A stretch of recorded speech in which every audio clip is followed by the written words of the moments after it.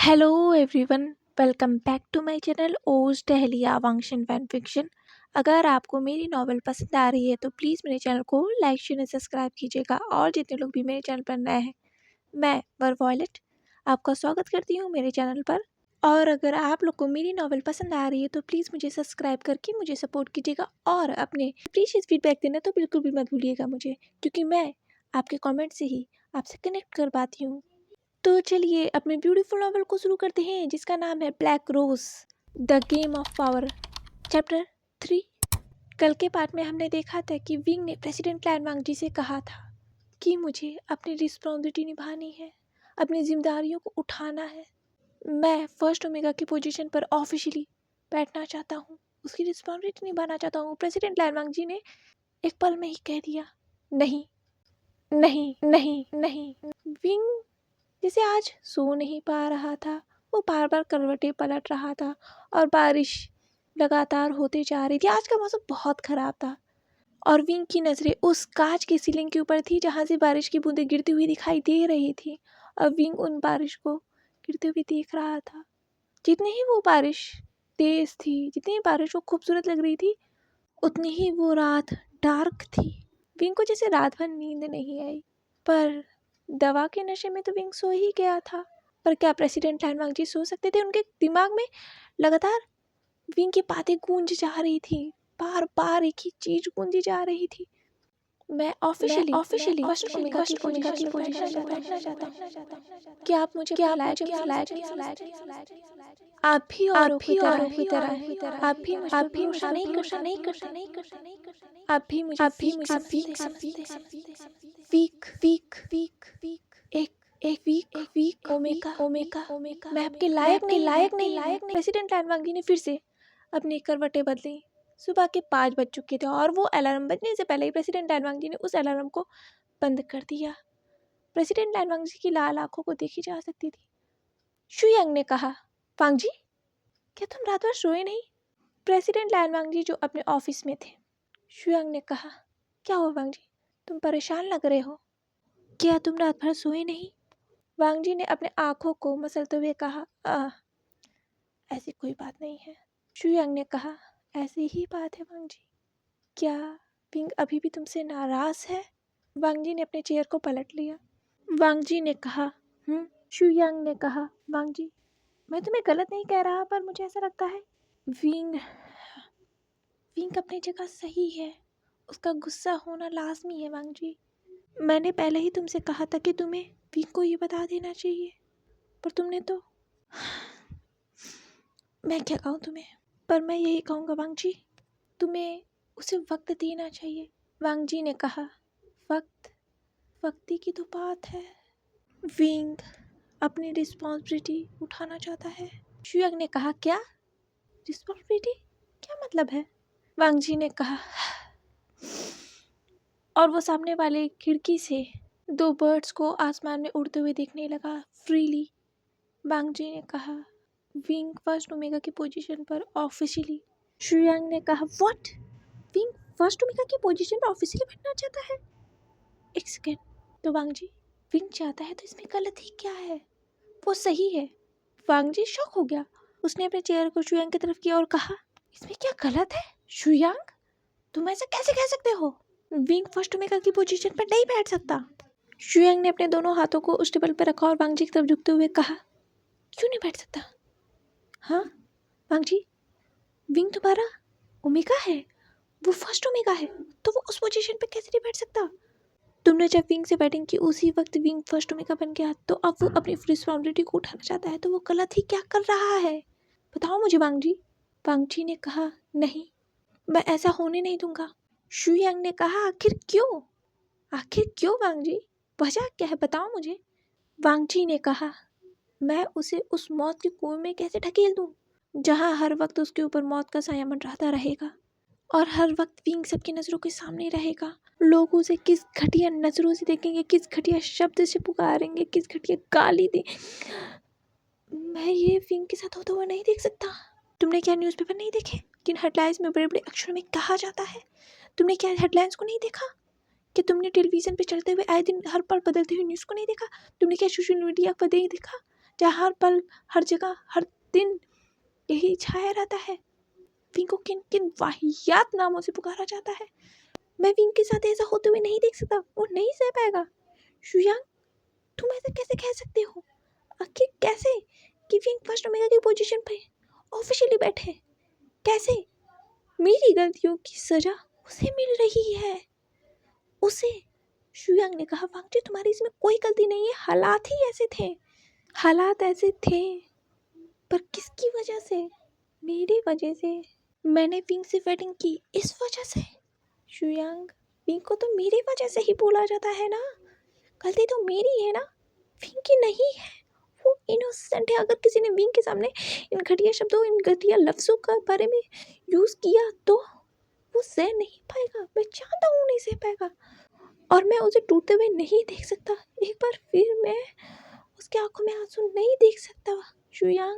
शुयांग वांग जी की आंखों में वो डर देख सकता था विंग के लिए। शुयांग वांग जी के पास आया और उसने कहा, वांग जी कभी तो उसे इन सब का सामना करना ही होगा ना, उसे फर्स्ट ओमेगा की पोजीशन पर बैठना ही है, तो अब क्यों नहीं, अभी क्यों नहीं वांग जी? वांग जी ने कहा, शुयांग ने कहा, वांग जी तब नहीं तो अब उसे बैठना ही है, फर्स्ट ओमेगा की रिस्पॉन्सिबिलिटी को संभालना ही है वांग जी। वो जितना लेट करेगा वांग जी, लोग उसके बारे में अलग ही बातें बनाएंगे, अलग ही एग्जाम लगाएंगे, अलग ही एलिगेशंस लगाएंगे, और हमें इस बातों को हवा नहीं देना है।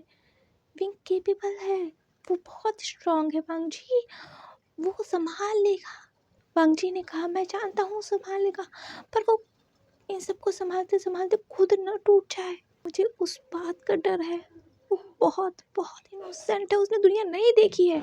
शुयांग ने वांग जी के ऊपर हाथ रखते हुए कहा, वांग जी तो तुम उसे स्ट्रांग बनाओ ना, तुम उसका साथ दो। अगर वो यहाँ आना चाहता है, इस दलदल में आना चाहता है, तो उसे आने दो। एक दिन तो उसे इस दलदल में आना ही है ना वांग जी, तो तुम उसका साथ दो, उसका साथ निभाओ वांग जी, उसके साथ साथ चलो, कंधे से कंधा मिलाकर। वांग जी ने घूर के शुयांग को देखा। शुयांग ने कहा, वांग जी उसे यहाँ आने दो, उसे दुनिया देखने दो वांग जी। तुम जब तक उसे रियल लाइफ से, जब तक तुम ये बबल नहीं उसके सामने से तोड़ोगे तो वो दुनिया कैसे दिखेगा? आखिर कैसे वो स्ट्रांग कैसे बनेगा? उसे आगे चल के फर्स्ट ओमेगा की पोजीशन को संभालना ही है, तो अब क्यों नहीं? तुम उसका साथ नहीं दोगे तो और कौन देगा? वांग जी कौन देगा उसका साथ? तुम भी उसे वीक समझते हो? वांग जी ने कहा, मैं उसे वीक नहीं समझता। शुयांग ने कहा, तुम उसे समझते नहीं हो, पर तुम उसे फील करवा रहे हो कि वो वीक है, उसका साथ दो वांग जी। शुयांग ने अपने हाथ को वांग जी के ऊपर से हटा लिया और वो उस बड़ी सी विंडो की तरफ चल कर आया, और वो उस बड़ी सी खिड़की से उन बर्ड्स को देखने लगा उड़ते हुए। शुयांग ने कहा, वांग जी जब तक तुम विंग का साथ ही नहीं दोगे तो दुनिया क्या देगी? वांग जी ने कहा, मैं उसका साथ जिंदगी भर दूंगा, पर मैं उसे टूटते हुए नहीं देख सकता। और वो भी उन बर्ड्स को देखने लगा। 18 जनवरी 1975। प्रेसिडेंट लायन वांग जी अपने कार में थे और उनकी नज़रें जो थी उस खिड़की से बाहर थे, उस सड़क पे थी, और वो उन जलते हुए स्ट्रीट लाइट्स को देख सकते थे जो सड़कों पे लगे हुए थे। और प्रेसिडेंट लायन वांग जी की नज़रें उन सड़कों की तरफ थी, या कह लो नहीं भी थी, क्योंकि उनके दिमाग में बहुत सारी चीज़ें चल रही थी। एक तरह से बहुत कायूश मचा हुआ था उनके दिमाग में, दिल और दिमाग में एक तरह की जंग जैसी छिड़ी हुई थी प्रेसिडेंट लायन वांग जी के।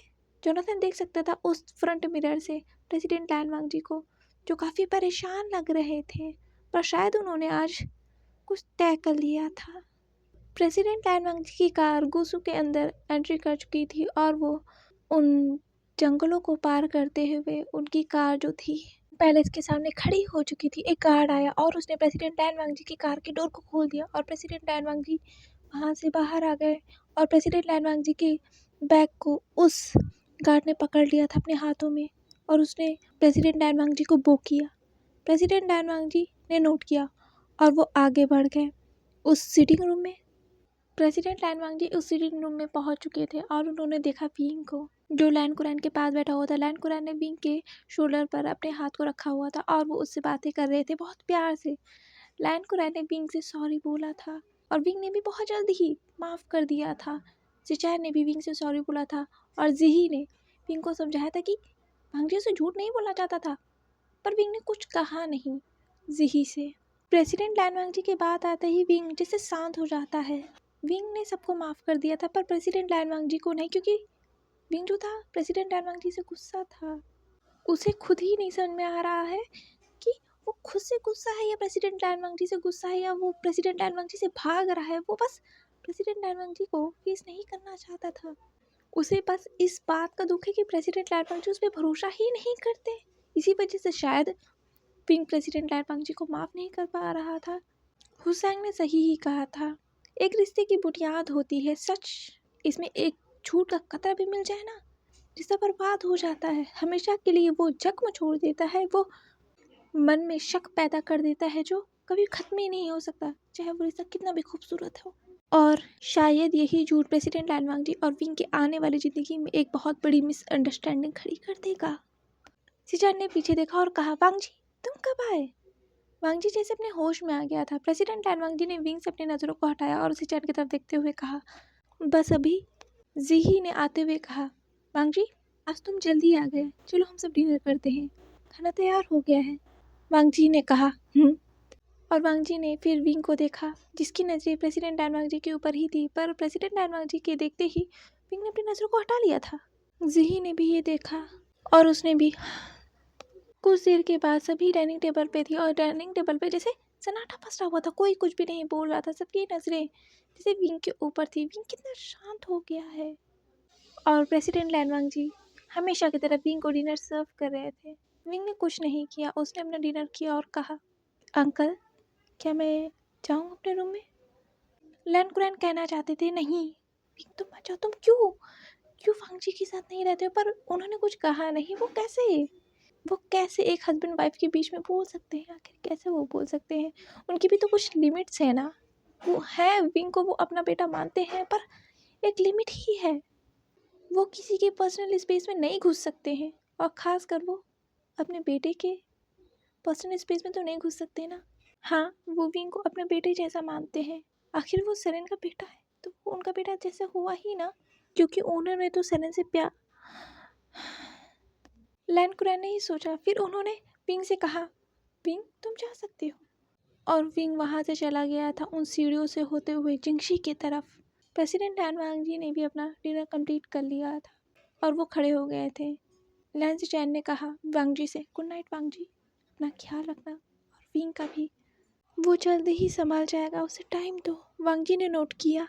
लैन कुरैन वहाँ से जाने लगे। लैन कुरैन से वांग जी ने कहा, अंकल मुझे आपसे बात करना है। लैन कुरैन ने कहा, हाँ वांग जी बताओ मुझे, तुम्हें क्या बात करना है? और वो वांग जी की तरफ आए। लैन कुरैन वांग जी के सामने बैठे हुए थे और वांग जी के बगल वाले काउच पर जीही बैठी हुई थी और दूसरी साइड वाले चेयर पर लैन सिचान बैठे हुए थे। सभी वांग जी को देख रहे थे। वांग जी ने कहा, अंकल मैं चाहता हूँ कि विंग फर्स्ट ओमेगा की रिस्पॉन्सिबिलिटी को निभाए। ये सुनते ही जैसे लैन कुरैन चौंक गए थे। उन्होंने खड़े होते हुए कहा, क्या? वांग जी ने कहा, हाँ अंकल, मैं चाहता हूँ विंग अपनी फर्स्ट ओमेगा की रिस्पॉन्सिबिलिटी को उठाए। लैन कुरैन ने खड़े होते हुए कहा, नहीं, विंग फर्स्ट ओमेगा की रिस्पॉन्सिबिलिटी नहीं उठाएगा। वो पॉलिटिक्स में नहीं जाएगा, वो पॉलिटिक्स के लिए नहीं बना है। वांग जी ने कहा, अंकल पर वो फर्स्ट ओमेगा है, उसे अपनी रिस्पॉन्सिबिलिटी तो उठानी ही है ना। वांग जी ने बहुत बहुत सोच समझ कर ये फैसला लिया था, जो आज वो लैन कुरैन के सामने डट कर ये बात कह रहा है। उसके लिए भी बहुत मुश्किल था विंग को उस लाइन में जाने देना। उसके लिए बहुत मुश्किल था। बहुत मन मसोट के वांग जी ने खुद को तैयार किया है लैन कुरैन के सामने आने के लिए, क्योंकि वो जानता है कि लैन कुरैन इतनी जल्दी नहीं मानेंगे। शुयंग जो वांग जी के बगल में ही था, उसने कहा खड़े होते हुए, अंकल विंग फर्स्ट ओमेगा है और फर्स्ट ओमेगा की पोजीशन विंग की रिस्पॉन्सिबिलिटी है। लोग क्या कहेंगे अगर उसने नहीं इस रिस्पॉन्सिबिलिटी को उठाया तो? वांग जी विंग का साथ देगा हमेशा, वो हमेशा उसके पीछे खड़ा रहेगा। आप ऐसा क्यों नहीं चाहते हो? आप डर क्यों रहे हो? विंग वीक नहीं है, उसे ये निभाना ही है। लैन कुरैन ने कहा, मुझे लोगों से मतलब नहीं है। विंग नहीं जाएगा, वो सबकी नजरों में नहीं आ सकता। अगर किसी को पता। वांग जी ने कहा, क्या अंकल, किसे क्या पता चल चल जाएगा? आपका क्या मतलब है? आप विंग को सबके नजरों से इतना छुपाना क्यों चाहते हैं? आखिर क्या है जो आप मुझे नहीं बता रहे हैं? हम सबसे आप क्या छुपा रहे हैं? लैन कुरैन ने अपनी नज़रों को इधर-उधर चुराते हुए कहा, कुछ नहीं, मैं बस ये कह रहा था कि विंग बहुत इनोसेंट है, बहुत इनोसेंट है वो इस लाइन में नहीं जा सकता, वो कैसे करेगा? वांग जी ने कहा, अंकल आप बात पलट रहे हैं। लैन कुरैन ने कहा, वांग जी मैं बात नहीं पलट रहा। सी चैन ने कहा, अगर आप बात नहीं पलट रहे हैं तो आप विंग को फर्स्ट ओमेगा की पोजीशन पर क्यों नहीं बैठने देना चाहते? तो आखिर आप लोगों से इतना विंग को छुपाना क्यों चाहते हैं? मैंने हमेशा देखा है आप हमेशा से विंग को छुपाना चाहते हैं सबकी नजरों से, आखिर क्यों अंकल? लैन कुरैन ने कहा, मैं कोई बात नहीं छुपा रहा हूँ, और वांग जी मैं कह रहा हूँ कि विंग इस लाइन में नहीं जाएगा, वो इस लाइन के लिए नहीं बना है। सिचैन ने कहा, अंकल आप कैसे तय कर सकते हो? विंग चाहता हो तो? वांग जी ने कहा, ये विंग ही चाहता है। वहाँ पर एक पल को जैसे सन्नाटा पसर गया था। लैन कुरैन ने कहा, क्या विंग चाहता है? वांग जी ने कहा, हाँ वो चाहता है फर्स्ट ओमेगा की रिस्पॉन्सिबिलिटी को उठाना, सेल्फ डाउट करने लगा है। लैन कुरैन ने कहा, वांग जी मैं इसके लिए दिल से कभी इजाज़त नहीं दे सकता, पर मैं चाहता हूँ तुम विंग का ख्याल रखो, हर पल साएं की तरह उसके साथ रहो, क्योंकि मैं नहीं चाहता कि वो मेरे बहुत अच्छे फ्रेंड का बेटा है, वो मेरे बेटे जैसा है, मैं चाहता हूँ बस उसका ख्याल रखो। लैन कुरैन से वांग जी ने कहा, जी अंकल मैं समझ गया, आप क्या कहना चाहते हैं। और लैन कुरैन वहाँ से अपने भारी दिल के साथ चले गए थे, क्योंकि उन्होंने कई सारे राज को अपने दिल में छुपाया है जिसे वो किसी को बता ही नहीं सकते। ये राज का बोझ जो है वो हर पल खाए जा रहा है, क्योंकि वो इस बात को किसी को बता ही नहीं सकते, और उनका दिमाग जो है फटा जा रहा है ये सोच सोच के कि ये सब हुआ कैसे, आखिर कैसे। उन्हें वो रात याद आ जाती है जब कांसी सर ने कुरैन को फ़ोन किया था। कुरैन कुरैन मेरी मदद करो, मेरी मदद करो। कुरैन ने कहा, सरन ये तुम रात के 2 बज रहे हैं और तुम इतनी हड़बड़ा क्यों रही हो? सरन ने कहा, मेरी मदद करो, मेरी मदद करो कुरैन, प्लीज़ प्लीज़ मेरे पास टाइम नहीं है। कुरैन ने कहा, क्या हुआ मुझे बताओ, मैं आ रहा हूँ, तुम्हारे घर पे मैं आ रहा हूँ। नहीं नहीं नहीं मेरे पास मत आओ, तुम बस हमारे बाहर जाने के इंतज़ाम कर दो, प्लीज़ प्लीज़ कुरैन प्लीज़ मेरी हेल्प करो Curran, please I request you please. मैं तुम्हारे लिए क्या कर सकता हूँ बताओ मुझे, मैं क्या कर सकता हूँ तुम्हारे लिए? क्या क्या हुआ, क्या है बताओ, तो मुझे कुछ तो बताओ please, damn it god damn it, मुझे बताओ। शियान शियान लैन कुरैन ने कहा, शियान क्या ये बच्चे की रोने की आवाज़ है? शियान तुम्हारे पास क्या कर रहा है? वो तो लो। हाँ शियान शियान की जान खतरे में है, शियान की जान खतरे में है। अंकल कुरैन ने थम करके उस डोर को बंद कर दिया था, और लैन कुरैन की वो दरवाजे के बंद करने की आवाज़ वांग जी को सुनाई दी थी। लैन कुरैन नहीं चाहते विंग इस दलदल में उतरे। सिचैन ने कहा, वांग जी ने अपने उस डोर से नज़रों को हटाकर सिचैन की तरफ देखा और कहा, सिचैन ने कहा, वक्त बहुत कम है, विंग को फर्स्ट ओमेगा की रिस्पॉन्सिबिलिटी 6 महीने के अंदर ही उसे उठानी होगी, उसे उस पोजीशन पर 6 महीने के अंदर ही बैठना होगा। वांग जी ने कहा, मैं जानता हूँ काका। ज़ही ने कहा, ये तो बहुत कम वक्त है, विंग इसके लिए कैसे प्रिपेयर होगा?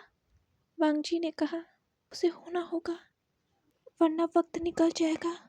असल में 6 महीने के अंदर विंग को फर्स्ट ओमेगा की रिस्पॉन्सिबिलिटी उठानी होगी, क्योंकि एक सर्टेन टाइम होता है जिस दिन फर्स्ट ओमेगा की पोजीशन को, जो फर्स्ट ओमेगा होती हैं जो बनने वाली होती हैं, उन्हें उस सर्टेन टाइम के अंदर ही फर्स्ट ओमेगा की पोजीशन पर बैठना होता है। जैसे विंग को बैठना होगा 6 महीने के अंदर ही, वरना एक बार ये वक्त निकल गया तो विंग को अगले 5 साल बाद फर्स्ट ओमेगा की पोजीशन पर बैठना होगा, जो पॉसिबल ही नहीं है। सवाल उठने लगेंगे ना। वांग जी ने कहा, 28 जुलाई, बस 28 जुलाई तक ही हमारे पास वक्त है। 28 जुलाई को विंग को उस कुर्सी पर बैठना होगा।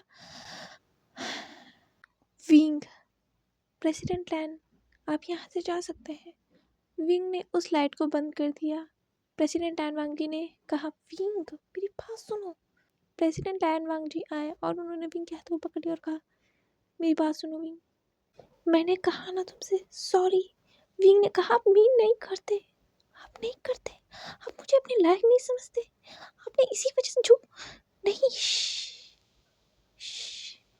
विंग, मेरी बात सुनो, मैं जानता हूँ तुम सबसे ज़्यादा केपेबल हो, सबसे कोई नहीं है तो वो मैं हूँ। मैं डरता हूँ तुम्हारे लिए कि अगर मेरी वजह से तुम्हें कुछ हो गया तो बस मैं इस डर की वजह से तुम्हें नहीं नहीं बताना चाहता था, मुझे मैं सेफ रखना चाहता था, बस बस यही बात थी विंग। मैं तुमसे कभी नहीं झूठ बोलता, मैं क्यों बोलूँगा तुमसे झूठ।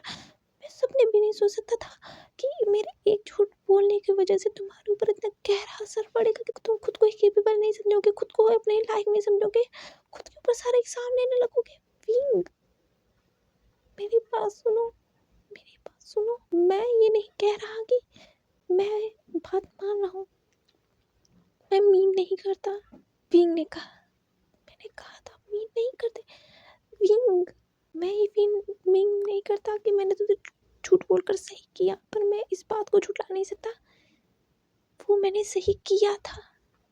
विंग ने कहा, तो दोनों में क्या फर्क है, आप मीन नहीं करते। वांग जी ने कहा, बहुत बड़ा फर्क है, मैं तुमसे झूठ बोलना नहीं चाहता था, हालातों ने मुझे झूठ बोलने पे मजबूर कर दिया। विंग, मेरी बात सुनो, तुम चाहते हो फर्स्ट ओमेगा की पोजीशन पर बैठना, तुम्हारे लिए बहुत कठिन होगा, बहुत टफ है तुम्हारे लिए, तो आप भी मुझे नहीं, मैं ये नहीं कह रहा मैं तुम्हें अपने लायक नहीं समझता, तुम सबसे ज़्यादा केपेबल हो, सबसे ज़्यादा दुनिया में सबसे ज़्यादा केपेबल हो किसी भी चीज़ के लिए। मैं बस इतना कहना चाहता हूँ तुमसे, विंग, जहाँ तुम जाने के लिए सोच रहे हो वहाँ से निकलना बहुत मुश्किल होगा तुम्हारे लिए, तुम वहाँ से पीछे नहीं हट सकते, एक बार तुम वहाँ चले गए, क्या तुम फिर भी ये करना चाहते हो। विंग ने कहा, हाँ मैं करना चाहता हूँ, मैं करना चाहता हूँ काका, मैं नहीं चाहता कि लोग मेरी वजह से आपके ऊपर उंगली उठाएं। विंग, क्या तुम ये मेरे लिए कर रहे हो। आह, नहीं काका, ऐसा नहीं है। विंग, तुम मेरे लिए कर रहे हो। नहीं काका, मैं बस चाहता हूँ कि मैं आपके लिए केपेबल बनूं। तुम केपेबल हो विंग। काका, मेरी तो कोई वसूत ही नहीं है ना, मेरी वजह से लोग आप पे भी सवाल उठा रहे हैं जो मैं नहीं देख सकता, नहीं देख सकता काका। वांग जी ने विंग के फेस पर हाथ रखते हुए कहा, तो तुम ये मेरे लिए कर रहे हो। काका, ये मैं मेरे लिए नहीं कर रहा हूँ, हमारे लिए कर रहा हूँ। मुझे एक दिन तो यहाँ आना ही है ना, इस जगह बैठना ही है ना, फर्स्ट ओमेगा की रिस्पॉन्सिबिलिटी को उठाना ही है ना काका, तो आज क्यों नहीं। वांग जी ने कहा, विंग, मैं तुम्हारा इसमें साथ दूंगा, पर तुम्हें मेरी बातों को मानना होगा, मानोगे ना मेरी बातों को, तो फिर क्या एक बार और आप वो बबल सजाएंगे मेरे लिए।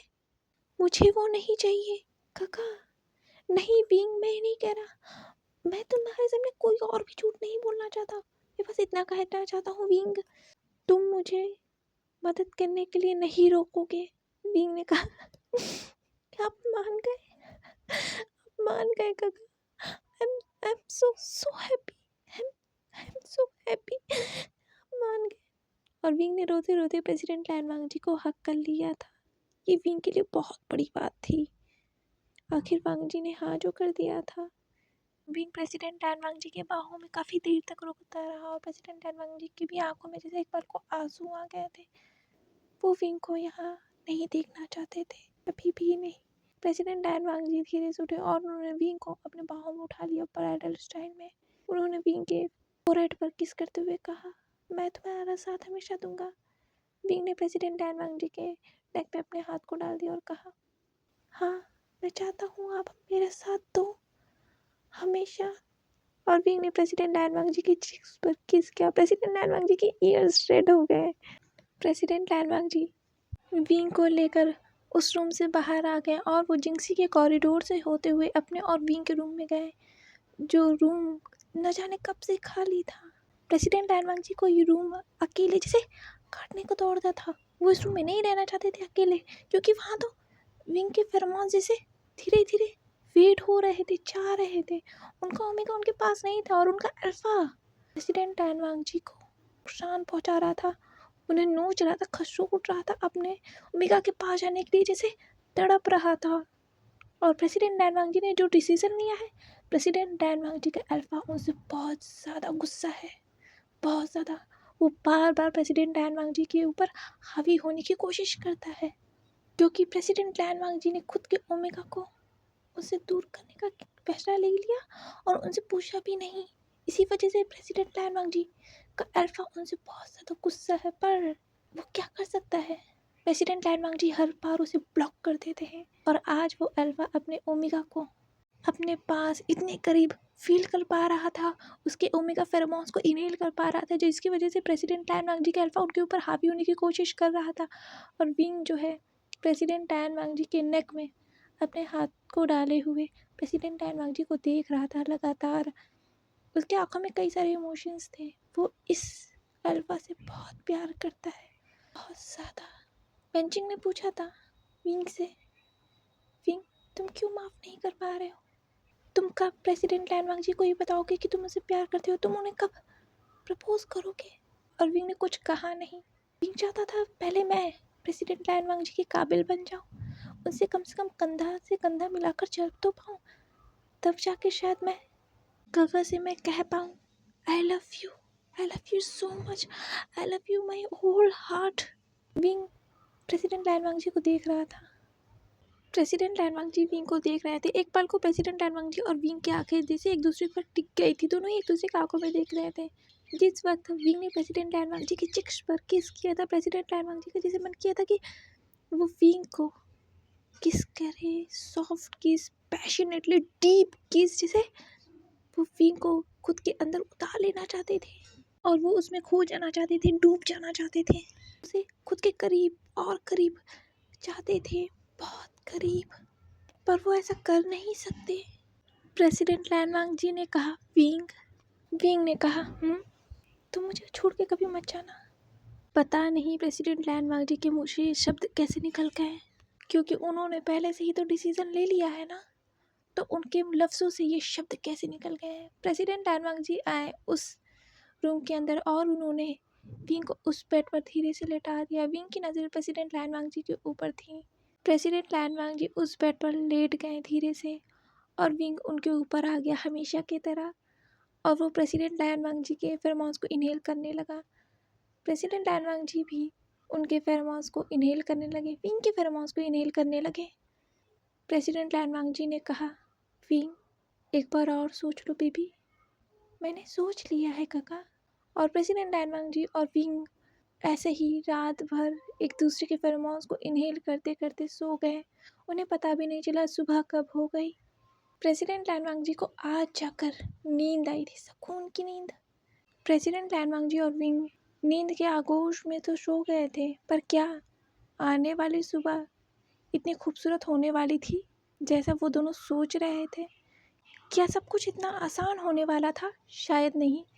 सुबह होते ही ये अनाउंसमेंट की जा चुकी थी कि आने वाले 28 जुलाई को फर्स्ट ओमेगा शपथ लेंगी, अपनी रिस्पॉन्सिबिलिटी को उठाएंगी। ये अनाउंसमेंट होते ही जैसे पूरे कल्टिवेशन वर्ल्ड में ये न्यूज़ आग की तरह फैल गई थी। हर जगह हो हल्ला हो गया था, जैसे बार बार टीवी में एक ही न्यूज़ टेलीकास्ट होते जा रहा था कि फर्स्ट ओमेगा अपनी रिस्पॉन्सिबिलिटी को उठाएंगी, आने वाले 28 जुलाई को वो अपने शपथ लेंगी फर्स्ट ओमेगा की।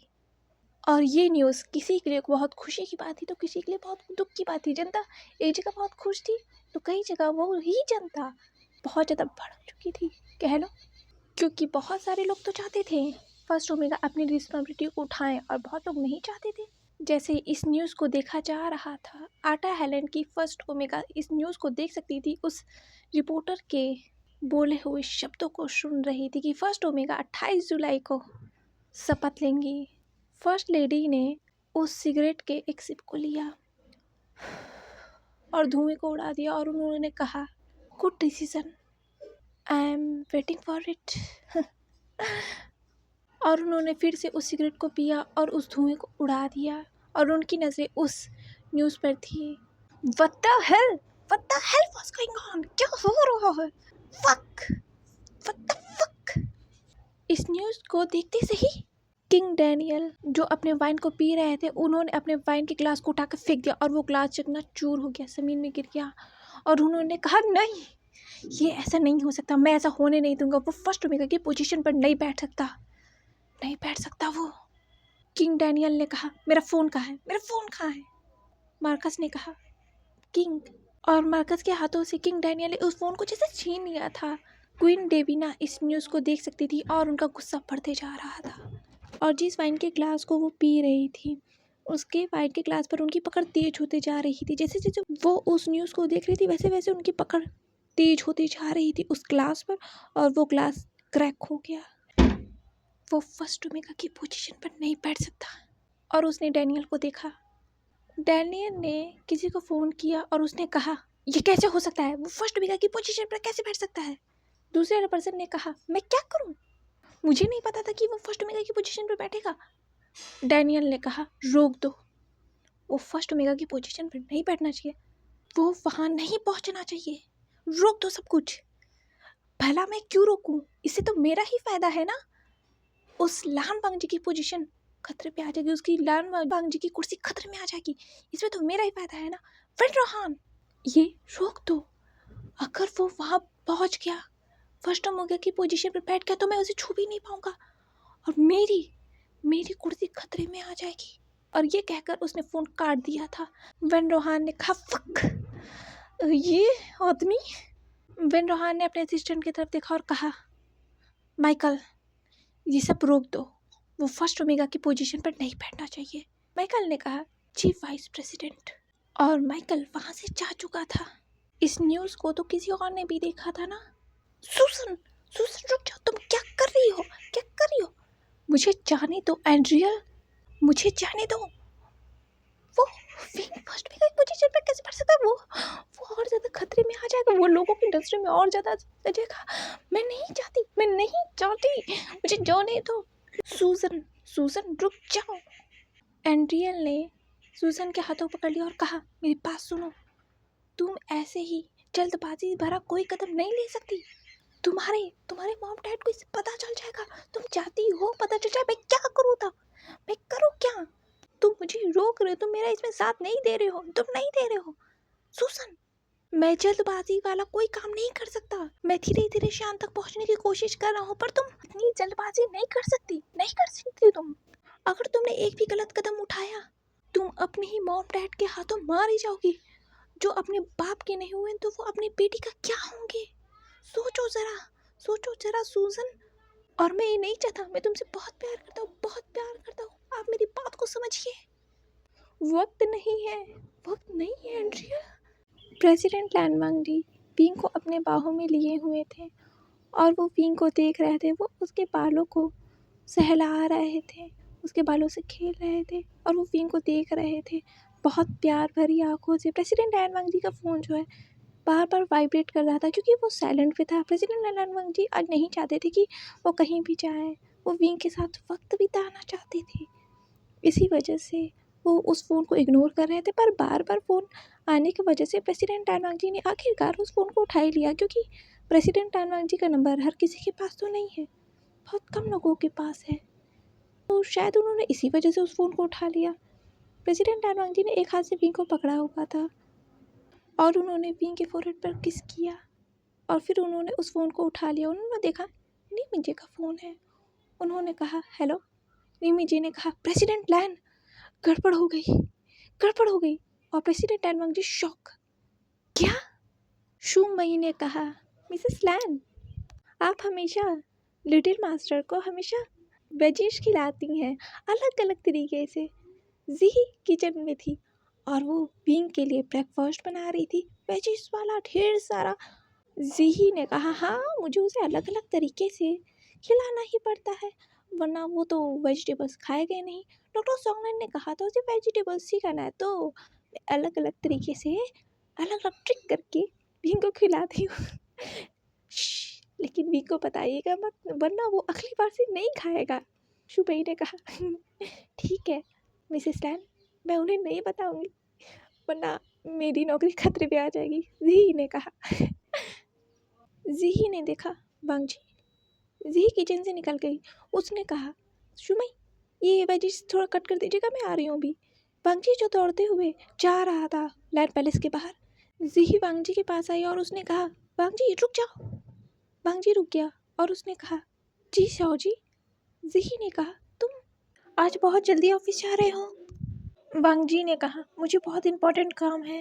ज़ही ने कहा, वांग जी रुक जाओ, विंग उठता ही होगा, हम सब साथ में डिनर करते हैं, आई मीन बस ब्रेकफास्ट करते हैं। वांग जी ने कहा, नहीं मुझे लेट हो रहा है, और वांग जी वहाँ से चला गया था। तभी एक मेड आई, उसने कहा, मिसेस लैन, मिसेस लैन। ज़ही ने कहा, क्या हुआ, तुम इतने घबराए क्यों हो?